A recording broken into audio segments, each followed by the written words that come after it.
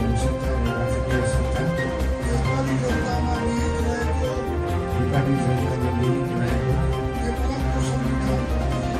नेपालको संविधानप्रति पूर्ण वफादार रही सत्यनिष्ठापूर्वक प्रतिज्ञा गर्दै ईश्वर देश र जनताको नाममा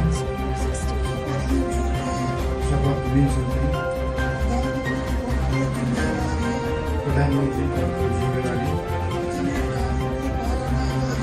प्रचलित कानुनको पालना गरी मुलुक र जनताको भलो सिकाई कसैको डर नमानी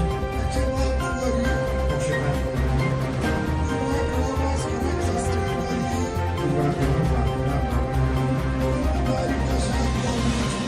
ईमानदारीका साथ गर्नेछु र आफ्नो कर्तव्य पालनको सिलसिलामा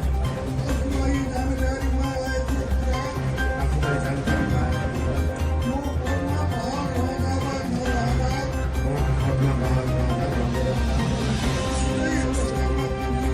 जुनसुकै अवस्थामा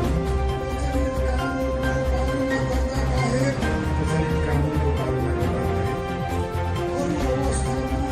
अरू अवस्थामा कुनै किसिमबाट पनि प्रकट वा सङ्केत गर्ने छैन। धन्यवाद। यसपछि नवनियुक्त